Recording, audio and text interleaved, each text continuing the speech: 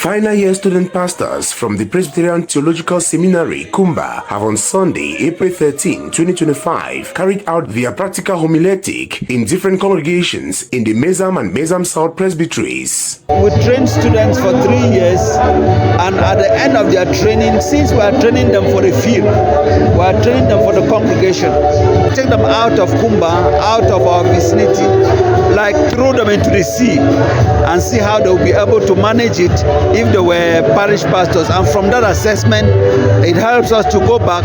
Since we still have about 2 months to close, if we realize that there are some I's to dot and some T's to cut, then we will do it. The practical homiletic serves as an important part in their general evaluation. The students are expected to write a sermon script.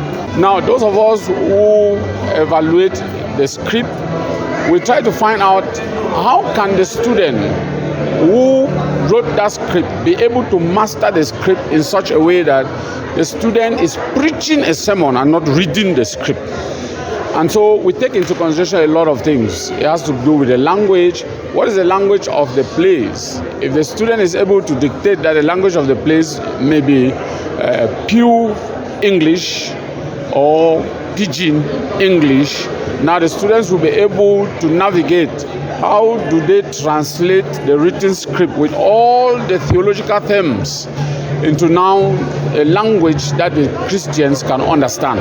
It should be noted that a student who fails practical homiletics, in short, is a summary of the fact that a student is not capable of going to the parish. The student pastors share their experience as they carry out this exercise. It's one of the final steps we have to cross in order to face graduation and authorization. So it's the final but very important, because you must do it and you must validate it before you're able to authorize. We have been preaching, but this one was going to be different. This one warranted more concentration, a lot of application of what we have learned so far, a lot about theology and exegesis, how to bring up proper and good theology to the people and in the language they would understand better. And honestly, I feel very, very happy, because this is something I've been waiting for so long. It was not easy to meet the contextual problem and to address the Christian here in Musang. The first time I heard that I'm coming to Musang, I was a bit afraid. I wrote this sermon about 3 to 4 times. But we thank God that the service has actually ended well.